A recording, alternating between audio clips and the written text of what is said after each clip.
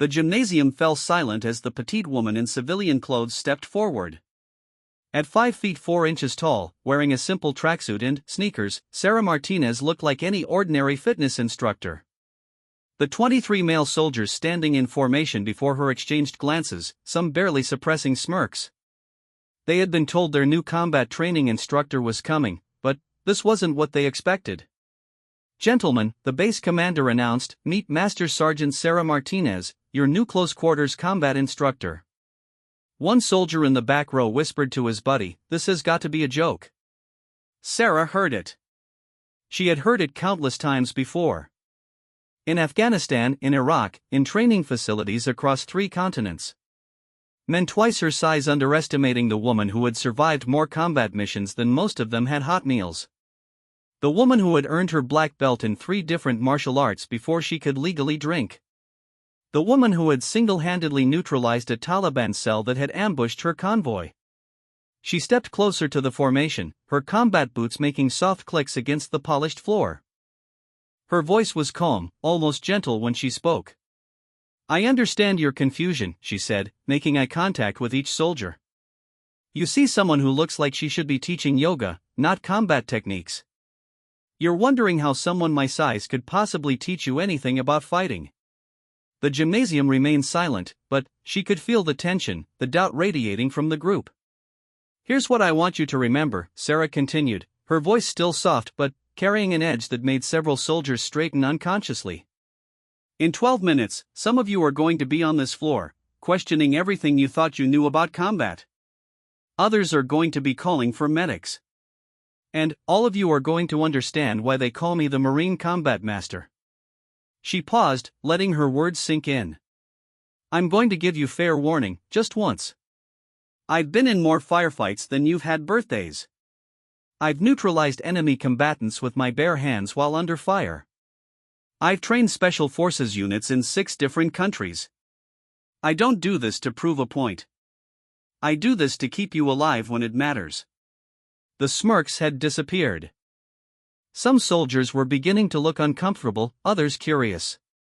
"So here's your choice," Sarah said, unbuttoning her tracksuit top to reveal a tank top underneath, exposing arms that were lean but clearly powerful. "You can approach this training with an open mind and learn techniques that might save your life someday. Or you can keep underestimating me and learn the hard way why I have a reputation that precedes me into every base, every training facility, every combat zone." She gestured toward the training mat spread across half the gymnasium floor. "Who wants to go first?" This is the story of how Master Sergeant Sarah Martinez earned her reputation, and why even hardened soldiers learn to listen when she speaks. This is the story of a woman who proved that size means nothing when skill, experience, and determination are on your side. And this is the story of what happens when people mistake kindness for weakness, and quiet confidence for vulnerability. What followed would become legend in military circles, but it started with one simple truth: the most dangerous fighters are often the ones you never see coming. Sarah Elena Martinez wasn't born to be a fighter. Growing up in a small town in New Mexico, she was the daughter of a school teacher and a mechanic, the youngest of 3 children, and, by all accounts, the quietest. While her 2 older brothers roughhoused and played football, Sarah spent her afternoons reading in the local library or helping her mother grade papers. She was barely 5 feet tall at 15, wore thick glasses, and had never thrown a punch in her life. The transformation began on a Tuesday evening in October when Sarah was walking home from her part-time job at the local bookstore. The autumn sun had set early, casting long shadows down Main Street as she took her usual route through the park. She was thinking about her college applications, wondering if her grades would be enough to earn a scholarship, when she heard the commotion. 3 teenage boys from her school had cornered Mrs. Chen, the elderly woman who ran the Chinese restaurant downtown. They were demanding money, pushing her around, laughing as she stumbled and dropped her purse. The contents scattered across the sidewalk while she tried to gather them with shaking hands. Sarah's first instinct was to run, to find help, to call the police. But something inside her snapped when she saw one of the boys kick Mrs. Chen's reading glasses across the concrete, breaking them. Mrs. Chen had always been kind to Sarah, letting her study at the corner table in her restaurant during slow afternoons, bringing her free tea and sometimes a bowl of soup when she noticed Sarah skipping lunch. Without thinking, Sarah stepped forward. "Leave her alone," she said, her voice smaller than she intended. The boys turned, and Sarah recognized them immediately. Jake Morrison was the quarterback of the football team, 6 feet tall and built like a truck. His two friends, Danny and Rick, were equally large, known around school for their aggressive attitudes and the fact that their parents' money kept them out of serious trouble. Jake laughed, a sound that made Sarah's skin crawl. "Look what we have here. Little Mouse wants to play hero." Sarah's heart was pounding so hard she could hear it in her ears, but she didn't move. "I said leave her alone. Take whatever money you want, but stop hurting her." "Or what?" Danny stepped forward, cracking his knuckles. "You going to stop us, Four Eyes?" What happened next would change the course of Sarah's life forever. As Danny reached for her, something ancient and primal awakened inside her. Maybe it was adrenaline, maybe it was desperation, but Sarah found herself moving without conscious thought. She grabbed Danny's outstretched arm, twisted it in a way that felt natural despite her never having learned it, and sent him crashing to the ground. The other two boys stared in shock. Danny was groaning on the sidewalk, holding his wrist. Mrs. Chen was backing away toward her restaurant, phone in hand, already dialing for help. Jake recovered first, anger replacing his surprise. "You little freak!" He swung a massive fist toward Sarah's head. But, again, her body seemed to know what to do. She ducked under his arm, stepped to the side, and drove her elbow into his solar plexus. Jake doubled over, gasping for air. Rick, the smartest of the three, decided he didn't want any part of whatever was happening. He grabbed Danny's good arm and helped him to his feet. "Come on, man. Let's get out of here before the cops show up." They stumbled away, Jake still catching his breath, all three throwing dark looks over their shoulders. But they were leaving, and Mrs. Chen was safe. "How?" Mrs. Chen asked, staring at Sarah with wide eyes. "How did you do that?" Sarah looked down at her hands, still trembling from adrenaline. "I don't know," she whispered. And she truly didn't. That night, Sarah couldn't sleep. She kept replaying the incident over and over, trying to understand what had happened. She had moved without thinking, her body responding to threats with techniques she had never learned. The next day, she went to the library and checked out every book they had on martial arts, self-defense, and combat techniques. What she discovered fascinated her. The movements she had used were basic jiu-jitsu techniques, things that took most people months of training to master.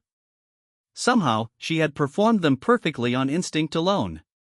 She read about muscle memory, about how some people seemed naturally attuned to fighting arts, about warriors throughout history who had discovered their abilities in moments of crisis. A week later, Sarah found herself standing outside Master Kim's Taekwondo studio downtown. Through the window, she could see children and teenagers practicing forms, their movements precise and controlled. She had been walking by every day after work, building up the courage to go inside. Master Kim was a small Korean man in his 60s, with kind eyes and hands that looked like they could break boards without effort. When Sarah finally entered his studio and stammered out her request for lessons, he studied her for a long moment. "Why do you want to learn?" he asked. Sarah told him about the incident with Mrs. Chen, about the strange feeling that her body knew things her mind had never learned. Master Kim nodded thoughtfully. "Some people are born with the heart of a warrior," he said. "But heart alone is not enough. Come back tomorrow at 6 o'clock. We will see if you have the discipline to match your instincts." Sarah was there at 5:45. The first month was brutal. Master Kim pushed her harder than he did his other students, making her repeat basic forms until her muscles screamed in protest. He taught her to control her breathing, to center her mind, to move with purpose instead of instinct alone. But Sarah had never worked so hard for anything in her life, and she had never felt more alive. Within 6 months, she had earned her yellow belt. Within a year, she was competing in regional tournaments and winning. But, more importantly, she was learning about herself. The quiet, bookish girl was still there, but she was no longer weak. She was no longer afraid. During her senior year of high school, Sarah made a decision that surprised everyone, including herself. Instead of accepting the academic scholarship she had been offered, she walked into the Marine recruiter's office and signed up for the delayed entry program. Her parents were devastated. Her teachers were confused. Her friends thought she had lost her mind. But Master Kim understood. Warriors are called to serve, he told her during one of their last training sessions before she left for boot camp. You cannot fight this calling any more than a river can flow uphill. But, remember, true strength is not about defeating others. It is about protecting those who cannot protect themselves. Boot camp was supposed to break recruits down and build them back up as Marines. For most people, it was the hardest thing they had ever done. For Sarah, it felt like coming home. The drill instructors tried to intimidate her with their size and volume, but she had learned to center herself under pressure. They tried to break her with physical challenges, but her martial arts training had given her a body that was stronger than it looked and a mind that refused to quit. When other recruits struggled with hand-to-hand combat training, Sarah absorbed every technique like a sponge, often performing movements better than the instructors themselves. By the end of boot camp, Sarah had earned the respect of drill instructors who had initially seen her as a liability. She graduated at the top of her class and was recommended for advanced combat training. But, more than that, she had discovered her purpose. During the graduation ceremony, as Sarah stood at attention in her dress blues, she thought about the scared girl who had stumbled into heroism outside Mrs. Chen's restaurant. That girl was gone, replaced by a Marine who understood that sometimes the smallest people carry the biggest responsibilities. Her mother cried during the ceremony, still not understanding why her quiet daughter had chosen such a dangerous path. Her father stood proud but worried, knowing that his little girl was heading into a world where her size would always work against her. Her brothers looked at her with new respect, finally understanding that their little sister had become something none of them had expected. But it was Master Kim who understood best what Sarah had become. As he watched her receive her eagle, globe, and anchor, he saw not just a new Marine, but a warrior who had finally found her path. After the ceremony, Sarah walked across the base toward her next assignment, her dress shoes clicking against the pavement in perfect rhythm. She was heading to combat training, then, to specialized schools that would teach her things that would have seemed impossible to the girl who once hid behind thick glasses and library books. But that scared girl was still part of her, would always be part of her. The difference was that now she knew how to use fear as fuel, how to turn vulnerability into strength, how to protect others the way she wished someone had been there to protect her. As she walked, Sarah thought about Mrs. Chen, who had sent her a letter during boot camp. The elderly woman had written about how proud she was, how she told everyone at the restaurant about the brave girl who had saved her. She had also mentioned that the 3 boys had never bothered anyone in the neighborhood again, apparently having learned their lesson about underestimating quiet people. Sarah smiled at the memory, adjusting her uniform as she approached the building where her new life would begin. She was no longer the scared teenager who had stumbled into heroism. She was United States Marine Sarah Martinez, and she was just getting started. The transformation was complete, but the real test was yet to come. In a few months, she would be deploying to places where her training would mean the difference between life and death, not just for herself, but for the Marines who would fight beside her. She would face enemies who wouldn't underestimate her because of her size, but who would try to kill her regardless of what she looked like. But, for now, she was ready to learn, ready to grow, ready to become the warrior she was meant to be. And, somewhere deep inside, the spirit of that scared girl who had refused to let an elderly woman be hurt was smiling, knowing that she had set something important into motion that October evening when she chose to stand up instead of walk away. The helicopter's rotors chopped through the thick Afghan air as Lance Corporal Sarah Martinez checked her gear for the 3rd time in 10 minutes. It was her first deployment, 6 months after completing advanced combat training, and, despite all her preparation, nothing could have readied her for the reality of war. The landscape below looked like photographs from Mars, all brown earth and rocky outcroppings, with small compounds scattered across the desert like dropped coins. Sitting across from her was Sergeant Rodriguez, a veteran of 2 tours who had taken Sarah under his wing since she arrived at Forward Operating Base Chapman 3 weeks ago. The rest of her squad filled the helicopter's cramped interior, their faces a mixture of concentration and barely controlled nerves. They were heading to a small village where intelligence suggested Taliban fighters were hiding weapons and planning attacks on coalition forces. "Remember, Martinez," Rodriguez shouted over the noise of the rotors, "this isn't training anymore. These guys will kill you without thinking twice about it. Watch your corners, trust your training, and stay close to Johnson."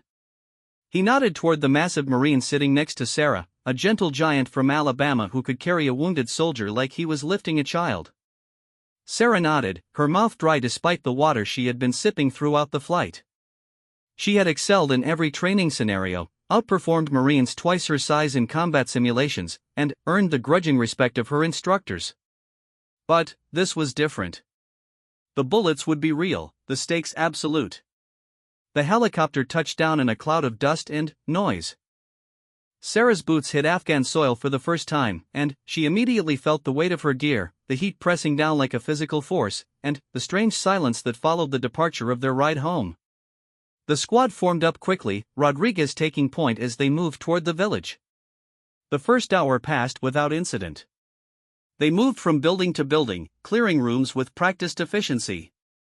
Sarah felt herself falling into the rhythm of combat operations, her training taking over as they searched for weapons caches and enemy fighters. The village seemed almost deserted, with only a few elderly men and women watching them from doorways with expressions that revealed nothing. It was in the fourth building they searched that everything went wrong. Sarah was checking a backroom when she heard the distinctive crack of rifle fire from somewhere outside. Rodriguez's voice came through her radio, calm but urgent. "Contact front. Multiple shooters in the building across the street. Martinez, Johnson, cover the rear exit. We've got movement back there." Sarah's heart rate spiked, but her training kicked in automatically. She and Johnson positioned themselves to cover the building's back door, their rifles trained on the narrow alley that ran behind the structure. Through her earpiece, she could hear the ongoing firefight at the front of the building, the sharp reports of M4 rifles mixing with the deeper bark of AK-47s. "Movement," Johnson whispered, pointing down the alley. Sarah saw them too. 3 figures in traditional Afghan clothing, but carrying weapons and moving with the purposeful gait of trained fighters. They were trying to flank her squad, to get behind them while Rodriguez and the others were engaged in front. "Rodriguez, 3 tangos moving to our position from the rear," Sarah reported into her radio. "Engage if threatened," came the reply. "We're pinned down up here." The 3 Taliban fighters were getting closer, apparently unaware that they had been spotted. Sarah could see their faces now, young men who looked like they should be in college, not carrying assault rifles through the streets of a war zone. For a moment, she hesitated. These were the first enemy fighters she had ever seen, and they looked so human, so normal. Then, one of them raised his rifle toward Johnson's position, and Sarah's training took over. Her first shot took the lead fighter center mass. He dropped instantly, his rifle clattering across the stones of the alley. The other 2 dove for cover behind a low wall, returning fire that sparked off the building around Sarah and Johnson's position. "Good shot," Johnson muttered, adjusting his position to get a better angle on the remaining fighters. But Sarah barely heard him. Something had changed inside her the moment she pulled the trigger. The fear was still there, but it was controlled now, channeled into a focused clarity she had never experienced. She could see everything with perfect detail, the exact position where muzzle flashes were coming from, the precise moment when one of the fighters would expose himself to get a better shot, the way the light reflected off the brass casings ejecting from her rifle. The second fighter made the mistake of trying to reposition. Sarah tracked his movement, led him by just the right amount, and put 2 rounds into his chest as he sprinted between cover positions. He stumbled and fell, his rifle sliding away across the rocky ground. The third fighter was smarter. He stayed behind cover, occasionally firing blind shots over the wall to keep Sarah and Johnson pinned down. But Sarah could hear something the fighter couldn't, the sound of boots moving through the building behind them. Rodriguez and the rest of the squad were working their way back, having neutralized the threat at the front. "Last tango behind the low wall," Sarah reported. "He's got good cover but he's alone now." "Copy that," Rodriguez's voice came back. "We're moving to flank him. Keep him pinned." Sarah and Johnson laid down suppressing fire, their rounds chipping stone from the wall and keeping the fighter's head down. Within minutes, Rodriguez appeared at the far end of the alley, approaching the fighter's position from the side. The engagement ended quickly after that. When the shooting stopped, Sarah found herself sitting on the ground, her back against the building wall, staring at her hands. They weren't shaking, which surprised her. In training, after high-stress scenarios, her hands always shook for a few minutes. But now they were rock steady. Rodriguez appeared around the corner, his gear dusty but his expression relieved. "Everyone okay back here?" "We're good, Sergeant," Johnson replied. "Martinez here just saved our asses. 3 tangos tried to flank us. She dropped 2 of them clean." Rodriguez looked at Sarah with new interest. "First firefight?" Sarah nodded, not trusting her voice. "How do you feel?" he asked. Sarah thought about it for a moment. She had just killed 2 human beings. She should feel something, shouldn't she? Regret, guilt, trauma? But what she felt was simpler than that. She felt like she had done exactly what needed to be done, when it needed to be done, to protect her fellow Marines. "I feel like a Marine," she said finally. Rodriguez smiled. "Good answer. Let's finish clearing this village and get out of here." The rest of the mission passed without incident, but word of Sarah's performance spread quickly through the small base when they returned. 2 confirmed kills in her first firefight, both with precision shots under pressure. Other Marines began looking at her differently, with the kind of respect usually reserved for combat veterans. That night, as Sarah cleaned her rifle in the weapon maintenance area, she was joined by Staff Sergeant Williams, a grizzled veteran of 3 deployments who served as one of the squad leaders in their platoon. "Heard you did good work today," he said, settling down at the workbench next to hers. "Just did my job, Staff Sergeant. Rodriguez says you were cool as ice out there. Says you handled the situation like you'd been doing it for years." Sarah continued working on her rifle, not sure how to respond. "You know," Williams continued, "I've seen a lot of Marines in combat. Most of them do fine, some of them do great, and a few of them do something that makes you sit up and take notice. Today you did something that made people take notice." He paused, studying her face in the dim light of the maintenance area. "There's something different about you, Martinez. The way you move, the way you think under pressure. Have you ever thought about advanced training? Special operations, maybe?" Sarah looked up from her rifle. "I'm still learning how to be a regular Marine, Staff Sergeant." Williams laughed. "There's nothing regular about what you did today. Think about it. We could use people like you in some of our more specialized units." Over the next several months, Sarah's reputation continued to grow. She volunteered for every patrol, every mission, every opportunity to get outside the wire. While other Marines counted down the days until they could go home, Sarah seemed to thrive in the dangerous environment of rural Afghanistan. She learned to read the landscape like a book, to spot improvised explosive devices before they could claim lives, to sense when something wasn't right in a seemingly peaceful village. Her marksmanship, already excellent, became legendary. Other Marines would ask to be paired with her on missions, knowing that having Sarah Martinez watching their backs significantly improved their chances of coming home alive.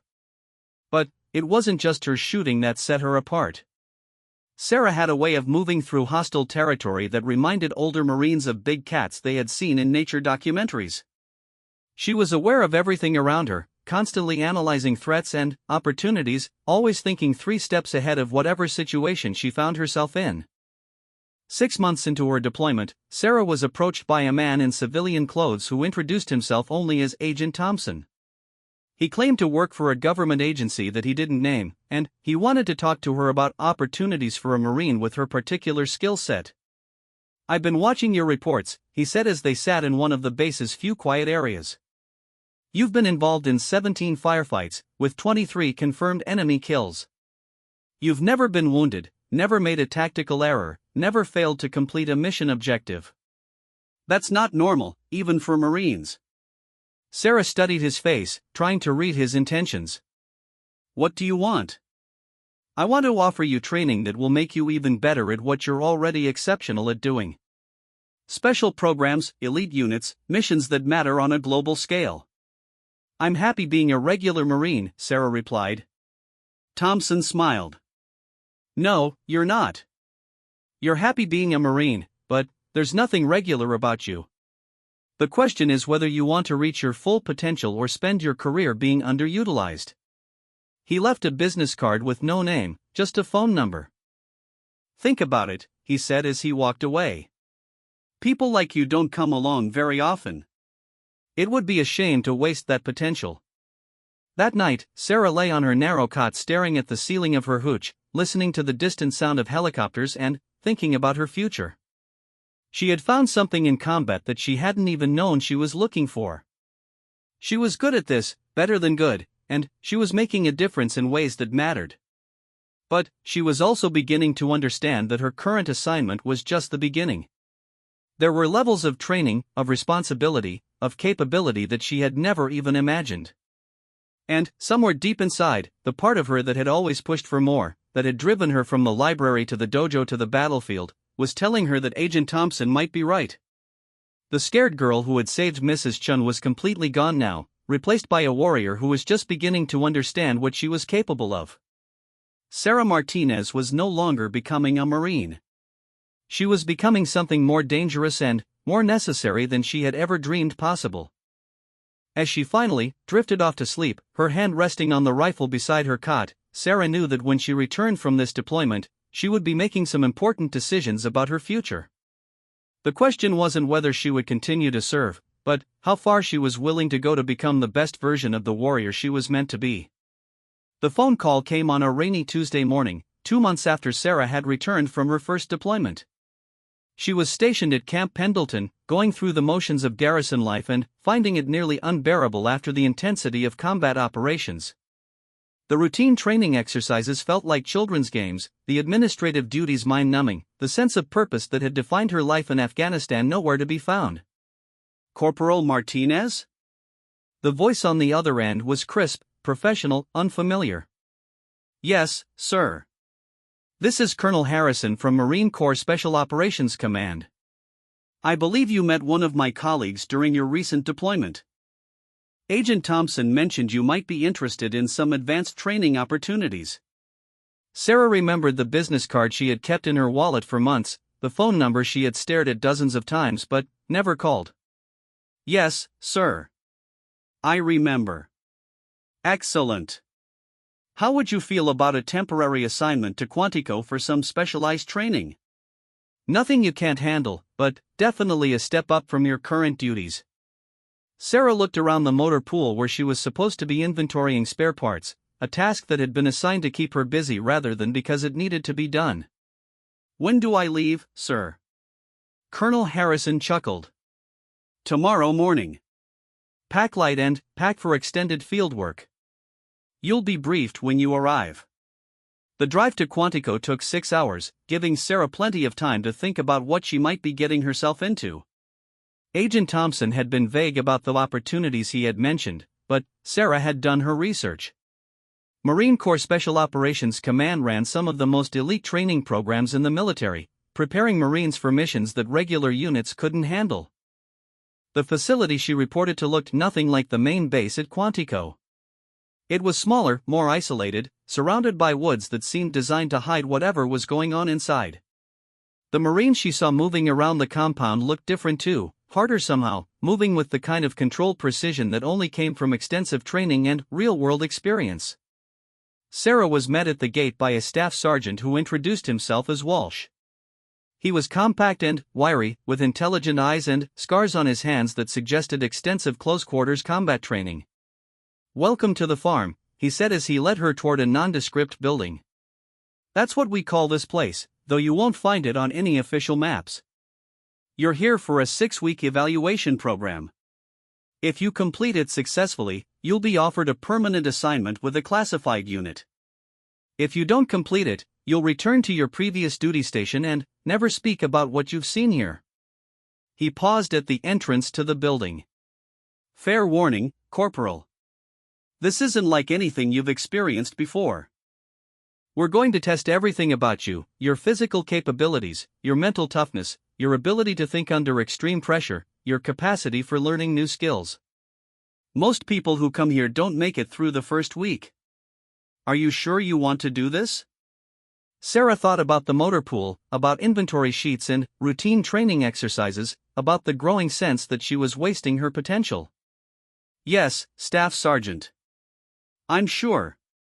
The first week nearly broke her. The physical training alone would have challenged Olympic athletes.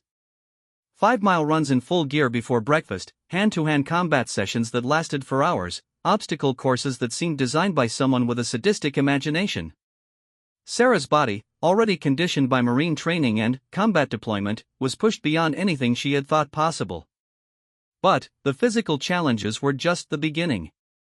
The instructors tested her ability to make split-second decisions under stress, to solve complex problems while exhausted and, under pressure, to maintain her composure when everything around her was falling apart. One exercise involved navigating through a building filled with simulated civilians while hunting hostile targets. The scenarios were designed to test not just marksmanship and tactics, but judgment and moral reasoning. Wrong decisions resulted in the death of innocent people, and the instructors made sure each mistake was emotionally devastating. Another test required Sarah to survive in the Virginia woods for 3 days with minimal equipment, while instructors playing enemy forces hunted her. She had to find food and water, avoid capture, and complete specific objectives, all while maintaining radio silence and leaving no trace of her passage. By the end of the first week, half of the 12 Marines who had started the program had been eliminated. By the end of the second week, only 4 remained, including Sarah. The remaining candidates were brought together for a briefing that would change Sarah's understanding of what modern warfare actually involved. Colonel Harrison himself conducted the session, explaining that the unit they were being evaluated for specialized in high-value target elimination, hostage rescue, and direct action missions in denied areas. "You're not here to become regular Special Operations Marines," he explained. "Those guys are elite, but they're still part of a larger military machine. What we do here is different. We create individuals who can operate completely independently, who can be inserted anywhere in the world and accomplish missions that entire battalions couldn't handle." He showed them footage of operations that had never made the news: rescues of kidnapped Americans from compounds in Somalia, elimination of terrorist leaders in Pakistan, intelligence gathering missions in places where the United States officially had no presence. "The Marines you see in these videos are the best of the best," Harrison continued. "They train constantly, they deploy constantly, and they accept missions that other people wouldn't even consider attempting. In return, they become the most capable warriors on the planet." Sarah watched the footage with growing fascination. These weren't the large-scale operations she had been part of in Afghanistan. These were surgical strikes carried out by small teams or even individuals, requiring levels of skill and independence that she had never imagined. The training intensified during the third week. Sarah learned advanced marksmanship techniques that allowed her to engage targets at distances she would have considered impossible. She studied languages and cultural practices for dozens of countries where she might someday operate. She learned to pilot small aircraft, to navigate by stars, to treat serious medical emergencies in the field. But the most challenging part of the training was learning to think like her enemies. The instructors brought in former intelligence operatives, military contractors, and even rehabilitated criminals to teach the candidates how terrorists and other hostile actors planned and executed their operations. "You can't defeat an enemy you don't understand," explained Dr. Sarah Kim, a petite Asian woman who had spent 15 years infiltrating criminal organizations for various government agencies. "These people aren't cartoon villains. They're intelligent, motivated, and often highly trained. If you want to stop them, you need to think like them." The psychological profiling sessions were perhaps the most uncomfortable part of the program. Military psychologists subjected Sarah and the other candidates to hours of interviews, tests, and scenario-based evaluations designed to map their mental strengths and weaknesses. "You have an unusual psychological profile, Corporal Martinez," Dr. Roberts told her during one of these sessions. "Most people who excel in combat operations show elevated aggression markers, decreased empathy scores, and various other indicators that suggest a natural predisposition toward violence. Your scores don't show any of that." Sarah frowned. Is that bad? On the contrary, it's extremely rare and extremely valuable. You seem to be able to engage in violence when necessary without it affecting your fundamental personality structure. You can kill when you have to, but you don't enjoy it, and it doesn't change who you are. That's exactly the kind of person we need for the most sensitive missions. By the fourth week, only Sarah and one other candidate remained. Marine Sergeant David Torres was a former Force Recon Marine from California, older than Sarah and more experienced, with multiple deployments and an impressive record of successful operations. He was everything Sarah expected a Special Operations Marine to be: physically imposing, tactically brilliant, and utterly confident in his abilities. The final test came without warning during the 5th week. Sarah was awakened at 0300 hours by Staff Sergeant Walsh, who told her to gear up for immediate deployment. She was given coordinates, minimal equipment, and a simple mission: locate and extract a high-value asset from a compound in hostile territory. What she wasn't told was that this was the final examination, that the compound was actually a carefully constructed training facility populated by Marine roleplayers, and that her every move would be monitored and evaluated by a team of instructors. Sarah spent the entire day conducting reconnaissance, studying the target building, identifying guard patterns and security measures. The facility was well defended, with multiple sentries, surveillance cameras, and what appeared to be a sophisticated alarm system. As night fell, Sarah began her infiltration. She had identified a vulnerability in the compound security, a drainage pipe that ran under the outer fence and connected to the building's basement. It would be a tight fit, and if she was discovered inside the pipe, she would be trapped with no way to escape. She made the decision to proceed. The infiltration took 3 hours. Sarah moved through the compound like a ghost, avoiding patrols, disabling security cameras, and gradually working her way toward the building where intelligence suggested the asset was being held. She encountered 2 guards along the way, both of whom she neutralized silently using techniques she had learned during the program. Finding the asset turned out to be the easy part. The extraction was where things got complicated. The asset was actually Captain Jennifer Walsh, Staff Sergeant Walsh's sister, and a Marine intelligence officer who was role-playing a kidnapped American diplomat. She had been briefed to act panicked and uncooperative, to test Sarah's ability to manage a difficult extraction under stress. "I'm not going anywhere," Captain Walsh whispered frantically when Sarah found her in a basement room. "They said they'd kill me if I tried to escape." Sarah quickly assessed the situation. The woman was genuinely frightened, despite knowing this was an exercise. Getting her out of the building quietly would require patience and psychological skill, not just tactical expertise. "I'm a United States Marine," Sarah said calmly, keeping her voice low but confident. "I'm here to take you home. But I need you to trust me and do exactly what I say. Can you do that?" It took 10 minutes to calm the woman down enough to move, and another hour to extract her from the compound without triggering any alarms. Sarah used the same drainage pipe for the exit, but had to help the terrified diplomat navigate the tight space while maintaining operational security. They reached the extraction point just as the sun was beginning to rise, both exhausted but successful. Staff Sergeant Walsh was waiting for them, along with Colonel Harrison and the team of instructors who had been monitoring the exercise. 18 hours from mission assignment to successful extraction, Colonel Harrison announced.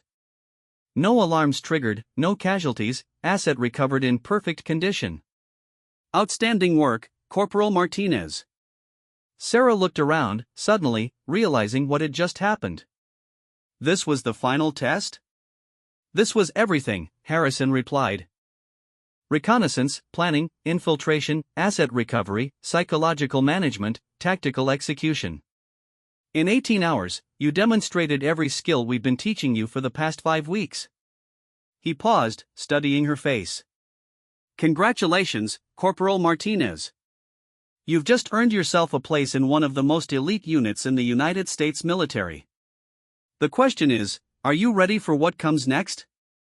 Sarah thought about the scared teenager who had once hidden behind books and thick glasses, about the new Marine who had discovered her calling in the mountains of Afghanistan, about the warrior she was still becoming. "Yes, sir," she said. "I'm ready." What she didn't know was that the real training was just beginning, and that the mission she would soon undertake would test every limit of skill, courage, and determination she possessed. Sarah Martinez was no longer just a Marine. She was becoming something much more dangerous and much more necessary than she had ever imagined possible. Staff Sergeant Sarah Martinez stepped off the unmarked transport aircraft onto a runway that officially didn't exist, in a country she wasn't supposed to be in, carrying weapons that were never issued to her. After 18 months of advanced training following her successful completion of the evaluation program, this was her first solo mission with Unit 77, a classified Marine Special Operations team that handled situations too sensitive for conventional forces. The briefing had been conducted by Colonel Harrison himself, in a windowless room beneath the Pentagon where maps showed borders that didn't match any atlas and satellite photos revealed facilities that had never been publicly acknowledged. 3 weeks ago, Harrison had explained, a Marine Force recon team was captured during a classified operation in Southeast Asia. The official story is that they were conducting routine training exercises when their helicopter went down due to mechanical failure. The reality is that they were gathering intelligence on a weapons trafficking network when they were betrayed by someone with access to classified information. Sarah had studied the photos of the captured Marines, for experienced operators who had been working to identify the source of advanced weapons that were ending up in the hands of terrorist organizations throughout the region. The host country government claims they're conducting their own rescue operation, Harrison continued, but our intelligence suggests they're actually planning to execute the Marines and claim they died in the original helicopter crash. We have approximately 72 hours before that happens. He had handed Sarah a tablet containing detailed intelligence reports, satellite imagery, and psychological profiles of everyone involved in holding the Marines. Your mission is to locate and extract all 4 Marines from a fortified compound in hostile territory, approximately 200 miles from the nearest friendly forces. You'll have no backup, no air support, and no official acknowledgement if you're captured or killed. The Marines being held don't know you're coming, and the enemy doesn't know you exist. Sarah had accepted the mission without hesitation, the way she had accepted every assignment since joining the unit. But, as she stood on the foreign runway in the pre-dawn darkness, she felt the weight of responsibility in a way she never had before. For Marines' lives depended entirely on her skills, her planning, and her ability to execute a mission that conventional wisdom said was impossible. The first phase of the operation involved reaching the target area without being detected. Sarah had studied the terrain for weeks, memorizing every road, every village, every military checkpoint between her insertion point and the compound where the Marines were being held. She would be traveling through regions controlled by various hostile factions, any one of which would kill an American Special Operations Marine without a second thought. Sarah had altered her appearance for the mission, dyeing her hair black and using makeup to change her facial structure in subtle ways. She wore civilian clothes appropriate for the region and carried identification documents that would identify her as a freelance journalist from a neutral European country. Her weapons and specialized equipment were hidden in a modified camera bag that would pass casual inspection. The journey to the target area took 3 days, moving primarily at night and using a combination of stolen motorcycles, local buses, and long stretches of walking through terrain that would have challenged mountain goats. Sarah had to navigate around military roadblocks, avoid areas controlled by particularly hostile local militias, and maintain her cover identity while gathering intelligence about the compound where the Marines were being held. On the second day, she had a close call at a roadblock manned by local soldiers who were more thorough than expected. They demanded to search her camera bag, suspicious of any foreigners in the region. Sarah managed to convince them she was documenting local wildlife for a European nature magazine, but only after they had spent 20 minutes examining her equipment. If they had discovered the combat knife hidden in the camera body or the explosive charges disguised as battery packs, the mission would have ended before it really began. The compound itself was more challenging than the intelligence reports had suggested. Built into the side of a mountain, it was surrounded by 30-foot walls topped with razor wire and equipped with guard towers that provided overlapping fields of fire. The facility housed approximately 50 hostile fighters, most of them well-trained and experienced in combat operations. Sarah spent an entire day conducting reconnaissance from various positions around the compound, using high-powered optics to study guard rotations, identify security weaknesses, and locate the building where the Marines were most likely being held. What she discovered was both encouraging and terrifying. The encouraging news was that she had identified the exact location where the Marines were imprisoned, a concrete building in the center of the compound that was heavily guarded but accessible through a maintenance tunnel that connected to the facility's power generation system. The terrifying news was that the compound's security was more sophisticated than anyone had expected. In addition to the human guards, the facility was protected by motion sensors, thermal imaging cameras, and an alarm system that would immediately alert every fighter in the compound if triggered. Sarah had to develop a plan that would allow her to infiltrate the compound, reach the Marines, and extract all 4 of them without triggering a firefight she couldn't possibly win. The solution she developed was audacious even by the standards of Unit 77. On the 3rd night, Sarah began her infiltration during a violent thunderstorm that provided both cover and distraction.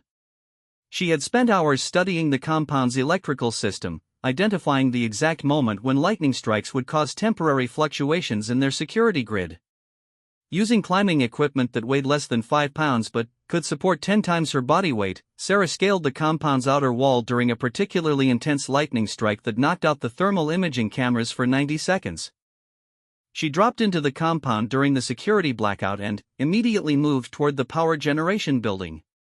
The maintenance tunnel was exactly where the intelligence reports had indicated, but it was smaller than expected. Sarah had to remove most of her gear and push it ahead of her as she crawled through a space barely large enough for her small frame. A larger Marine would never have been able to make the passage. The tunnel led directly to the basement of the building where the Marines were being held. Sarah emerged into a storage room filled with cleaning supplies and immediately began the most dangerous part of her mission, locating the exact cell where the Marines were imprisoned. The building had 3 floors and dozens of rooms. Sarah moved through it like a ghost, using skills learned during months of training to avoid the guards and surveillance equipment that protected the facility. She found the Marines on the 2nd floor, in a heavily secured cell that was guarded by 2 fighters armed with assault rifles. Marine Sergeants Parker, Rodriguez, Williams, and Thompson were in worse condition than Sarah had hoped but better than she had feared. They had obviously been interrogated and mistreated, but all 4 were conscious and capable of movement. The challenge was getting them out without alerting the 50 other fighters in the compound. "Who are you?" Sergeant Parker whispered when Sarah appeared at their cell door. "I'm Staff Sergeant Martinez, Unit 77, Sarah replied as she worked on the lock with tools that looked like dental instruments but could defeat security systems worth thousands of dollars. "I'm here to take you home." The 4 Marines stared at her in disbelief. They had been trained to expect rescue operations to involve helicopters, explosions, and overwhelming firepower. They hadn't expected a single operator who looked like she should be teaching high school biology. "Where's your team?" Rodriguez asked. "I am the team," Sarah replied, getting the cell door open. "We need to move now. Can you all walk?" The extraction from the building was more challenging than the infiltration had been.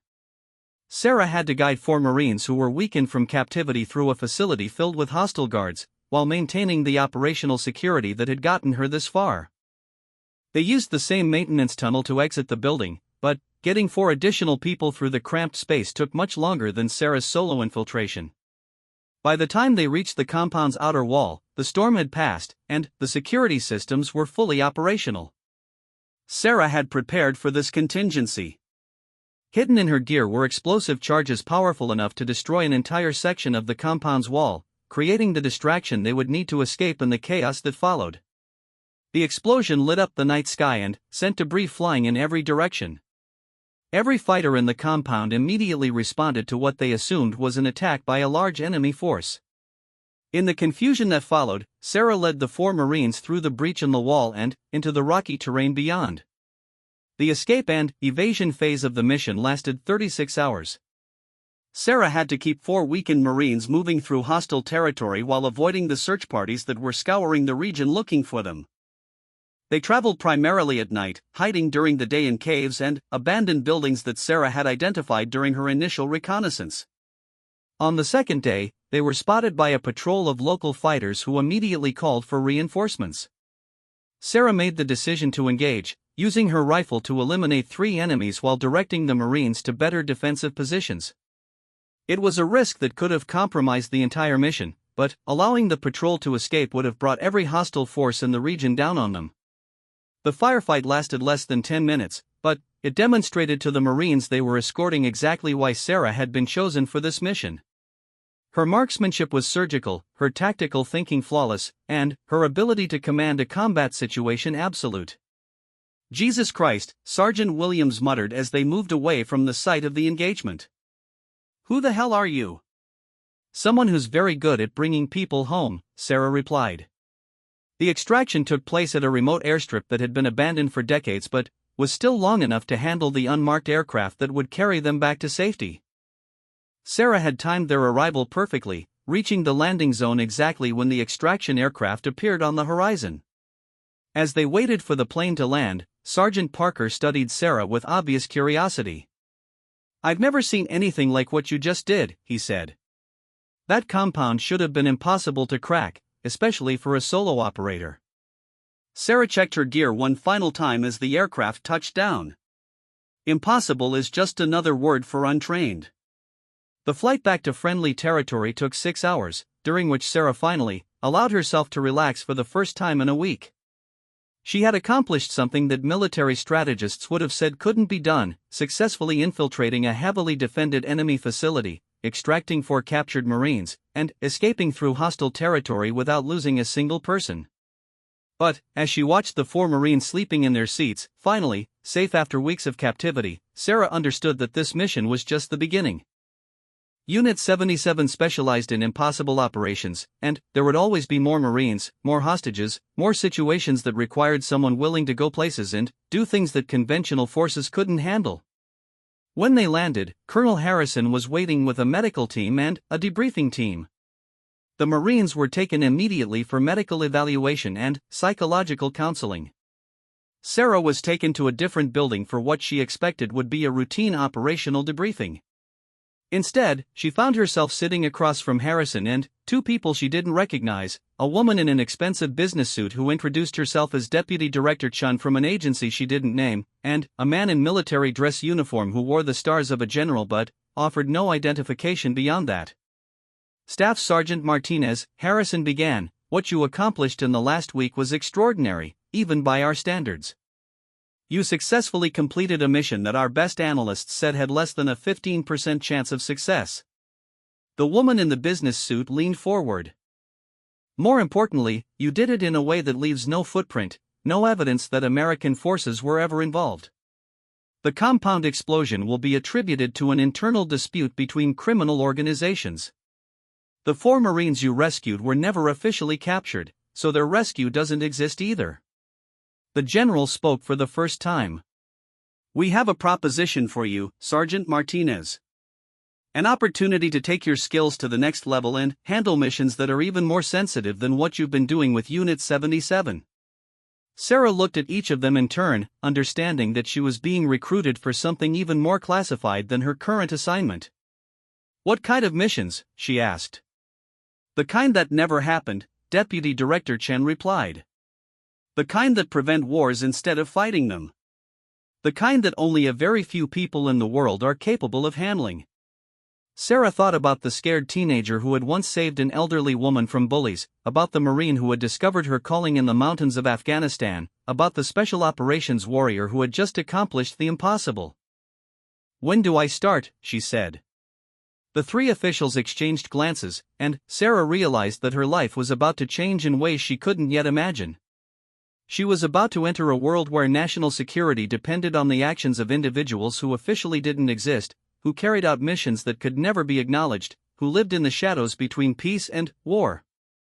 Master Sergeant Sarah Martinez was about to become a legend, though almost no one would ever know her name. 3 years had passed since Master Sergeant Sarah Martinez had disappeared into the world of operations that never happened, missions that prevented headlines rather than creating them. During those years, she had become something that existed more in whispered rumors than official records, an operator so skilled and so successful that her exploits were discussed in hushed tones among the highest levels of military and intelligence communities around the world. she had prevented 2 potential terrorist attacks on American soil, eliminated a weapons dealer who was supplying advanced technology to hostile nations, and rescued hostages from situations that would have been considered hopeless by conventional standards. Her success rate was unprecedented, her methods impossible to detect, and her identity known only to a handful of people with the highest security clearances. But, now, at 31 years old, Sarah was facing a different kind of mission, training the next generation of warriors who would follow in her footsteps. The assignment had come from the highest levels of the Pentagon. Rising global tensions and increasingly sophisticated threats meant that the military needed more operators with Sarah's unique combination of skills and psychological profile. The problem was that such individuals were extremely rare, and traditional training methods had proven inadequate for identifying and developing them. Sarah's new job was to create and lead a training program that would produce operators capable of handling the most sensitive and dangerous missions the United States faced. It was a role that would test different aspects of her abilities, requiring her to transform from a solo operator into a leader and instructor. The facility chosen for the program was a sprawling complex in the mountains of Colorado, far from prying eyes and equipped with every type of training environment imaginable. When Sarah arrived to begin setting up the program, she found herself working with a team of instructors who represented the elite of military special operations, former Navy SEALs, Army Delta Force operators, Air Force pararescue specialists, and Marines from various classified units. But the real challenge wasn't assembling the instructional staff. It was identifying candidates who possessed the rare combination of physical capability, mental resilience, and psychological stability that the mission required. The selection process Sarah developed was unlike anything the military had ever implemented. Instead of focusing primarily on physical performance or technical skills, it emphasized adaptability, creative thinking, and the ability to maintain moral clarity under extreme pressure. Candidates were tested in scenarios that had no clear solutions, situations that required them to think beyond conventional tactical training. From thousands of applicants drawn from all branches of the military, Sarah selected 48 candidates for the initial training cycle. They represented the best of the best, decorated combat veterans, special operations Marines, intelligence specialists who had proven themselves in classified operations around the world. What none of them expected was that their primary instructor would be a woman who looked like she belonged in a university classroom rather than a combat training facility. The first day of training began with Sarah standing before the assembled candidates in the main gymnasium, wearing simple military fatigues with no rank insignia, no unit patches, no indication of her identity beyond the name Martinez stenciled above her pocket. "Welcome to the Advanced Operator Development Program," she began, her voice carrying easily across the large space despite its conversational tone. "Over the next 16 weeks, we're going to test every assumption you have about warfare, about yourselves, and about what's possible when conventional thinking fails." She gestured toward a table that held various pieces of equipment, weapons, communications gear, survival tools, and items that weren't immediately recognizable. "You've all been selected because you represent the best your respective services have to offer. You've completed missions that most people couldn't imagine, survived situations that would break ordinary soldiers, and proven yourselves in combat against determined enemies." Sarah paused, studying the faces of the candidates. She could see a mixture of curiosity, skepticism, and barely concealed condescension. Several of the larger men were clearly questioning why their instructor was someone who looked like she should be running a yoga class. "Here's what you need to understand," Sarah continued. "Everything you think you know about special operations is about to be challenged. The missions you'll be training for don't exist in any field manual. The enemies you'll be facing don't follow conventional rules of engagement. And the stakes are higher than you can imagine." She moved closer to the group, her presence somehow filling more space than her small frame should have been able to command. "Some of you are wondering why your instructor is someone who looks like she couldn't bench press her own body weight. Others are assuming this is some kind of psychological test, that the real training will begin when the real instructors show up." A few candidates shifted uncomfortably, apparently surprised that she had read their thoughts so accurately. "Let me save you some time," Sarah said with a slight smile. "I am your instructor, and there is no one else coming. Over the next 4 months, I'm going to teach you things that will fundamentally change how you think about warfare, about violence, and about your own capabilities." She walked back toward the equipment table, picking up a combat knife with a 6-inch blade. But first, we need to establish some ground rules. This training is classified at levels that most of you don't have clearance for. You will not discuss what you learn here with anyone outside this facility, ever. You will not question methods that may seem unconventional. And you will understand that everything we do here is designed to keep you alive when you're operating in situations where backup isn't coming. Sarah balanced the knife on her fingertip, letting it spin lazily while she continued talking. The missions you'll be training for require operators who can think independently, adapt instantly, and accomplish objectives that entire military units couldn't handle. We're not here to teach you new ways to do things you already know how to do. We're here to teach you how to do things that shouldn't be possible. She caught the spinning knife without looking at it, her fingers closing around the handle with practiced precision. Any questions so far? Captain Rodriguez, a Force Recon Marine who had spent 8 years in special operations, raised his hand. Ma'am, with respect, what qualifications do you have to be teaching this program? Sarah smiled, an expression that somehow managed to be both friendly and predatory at the same time. That's an excellent question, Captain. My qualifications are classified, but I'll share what I can. She set the knife down and folded her hands behind her back. I've successfully completed 47 solo operations in 14 different countries over the past 8 years. I have never failed to complete a mission objective. I have never lost a person I was responsible for extracting.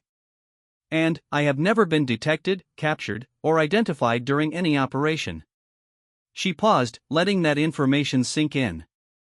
More importantly, I've killed 38 enemy combatants in close-quarters situations, and I've done it without suffering a single serious injury. I've been trained by the best instructors in 6 different countries, and I've developed techniques that are now being used by special operations forces around the world. Captain Rodriguez looked skeptical. Respectfully, ma'am, that's a lot of claims without any verification. You're absolutely right, Sarah agreed. Claims without verification are just stories. So let me offer you some verification. She gestured toward the training mats that covered half the gymnasium floor. Anyone who wants to test my qualifications is welcome to do so. No weapons, no protective gear, just hand-to-hand combat until one person submits or is unable to continue. Any volunteers? The gymnasium fell silent. Sarah could see the candidates looking at each other, trying to decide if this was some kind of trap or psychological test. Finally, Gunnery Sergeant Williams stepped forward. He was 6 feet 3 inches tall, weighed probably 240 pounds, and had been the heavyweight wrestling champion at the Naval Academy before joining the Marines. If anyone was going to test their instructor's credentials, he was the obvious choice. I'll take you up on that offer, ma'am, he said respectfully. Sarah nodded approvingly. Outstanding. What's your background, Gunny? 8 years Force Recon, ma'am. 2 deployments each in Iraq and Afghanistan. Mixed martial arts training for the past 10 years, competed professionally for 3 years before I enlisted. Perfect, Sarah said, walking toward the mats. Someone this experienced will be able to provide an excellent demonstration. The other candidates formed a circle around the mats, clearly expecting to watch their instructor get demolished by someone who outweighed her by almost 100 pounds and had years of professional fighting experience. Sarah and Williams bowed to each other, then began circling like fighters in a ring. Williams moved with the confidence of someone who had never lost a hand-to-hand fight, his footwork precise and his guard position textbook perfect. Sarah moved differently. She seemed to flow rather than walk, her center of gravity constantly shifting in ways that made it impossible to predict which direction she might move next. Her hands were relaxed at her sides, her posture casual, as if she were out for an evening stroll rather than preparing for combat. Williams made the first move, shooting forward with a takedown attempt that should have put Sarah on the ground immediately. Instead, she seemed to simply disappear from where she had been standing, reappearing behind Williams and driving her elbow into the nerve cluster at the base of his neck. Williams stumbled forward, shaking his head to clear it, then spun around with a backhand that would have knocked out most people if it had connected. But Sarah was no longer there, having slipped under his arm and positioned herself at his side. This time her strike was to his kidney, a precise blow that sent pain shooting through his entire right side and dropped him to one knee. "Getting the idea, Gunny?"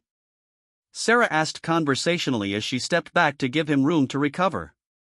Williams got back to his feet, his expression now showing respect instead of skepticism. But he wasn't ready to quit. He advanced more carefully this time, using his reach advantage to try to keep Sarah at a distance while looking for an opening. Sarah let him think he was controlling the engagement for about 30 seconds. Then, she moved like striking snake, slipping inside his guard, grabbing his wrist, and using his own momentum to send him flying across the mat. He hit the ground hard but rolled expertly and came back to his feet. "Your technique is excellent," Sarah said, still sounding like she was having a casual conversation. "You're strong, well-trained, and experienced. Under normal circumstances, you'd be a dangerous opponent." She moved toward him again, this time not bothering to avoid his attempts to grab her. When Williams managed to get his hands on her, for just a moment it looked like his size advantage might matter. Then, Sarah did something that made several of the watching candidates gasp. She seemed to collapse inward, becoming smaller and, somehow slippery, flowing out of Williams's grasp like water. Before he could react, she had wrapped herself around his arm and was applying leverage that threatened to dislocate his elbow.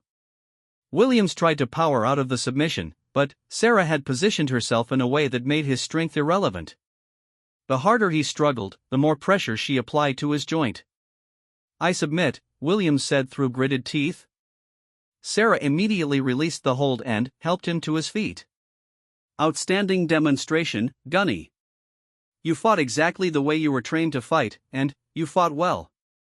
The problem is that your training was designed to handle opponents who fight the same way you do." She addressed the group as Williams rubbed his elbow and tried to figure out what had just happened. "Gunny Williams has probably 50 pounds of muscle on me and years of professional fighting experience. In a fair fight, he should destroy me without breaking a sweat. But the enemies we're training to face don't fight fair, and neither can we." She picked up a towel and handed it to Williams, who was starting to sweat despite the brief nature of their engagement. "What you just saw wasn't magic, and it wasn't luck. It was the application of techniques designed specifically to neutralize size and strength advantages. Over the next 16 weeks, you're all going to learn to do the same thing." Sarah looked around the circle of candidates, noting that the skepticism had been replaced by intense curiosity. The real world doesn't care how much you can bench press or how many push-ups you can do. It cares whether you can accomplish your mission when everything goes wrong, when you're outnumbered, when your backup isn't coming, and when conventional tactics won't work. She gestured for the candidates to take seats on the gymnasium bleachers. "That's what this program is about. We're going to teach you to think like your enemies, to move like ghosts, to strike like lightning, and to complete missions that other people would consider impossible. Some of you will discover capabilities you didn't know you had. Others will learn that everything they thought they knew about warfare was just the beginning." Sarah paused, studying the faces of the candidates who would be her students for the next 4 months.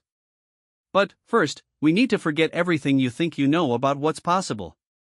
Because in the world we're preparing you for, impossible is just another word for untrained."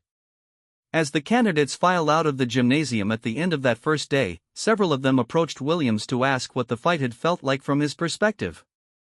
"It was like fighting smoke," he told them, his voice filled with a mixture of frustration and admiration. "Every time I thought I had her, she just wasn't there anymore. And, when she decided to end it, there was nothing I could do to stop her." He looked back toward the gymnasium where Sarah was already setting up equipment for the next day's training. "I've been in combat for 8 years," he said quietly. "I've trained with some of the best fighters in the world. And I've never encountered anything like what just happened in there." Captain Rodriguez nodded thoughtfully. "Makes you wonder what else she's capable of." "That's what scares me," Williams replied. "I don't think we have any idea what we're dealing with." Over the following weeks, Sarah would prove that assessment correct in ways that would challenge every assumption the candidates had about warfare, about themselves, and about what human beings were capable of achieving when pushed beyond their perceived limits. The legend of Master Sergeant Sarah Martinez was about to gain a new chapter, written in the education of warriors who would carry her techniques and philosophy into conflicts that hadn't yet begun, protecting interests that could never be publicly acknowledged. But, for now, she was simply an instructor who had proven her point in the most direct way possible, and students who were beginning to understand that they were about to learn things that would change their lives forever.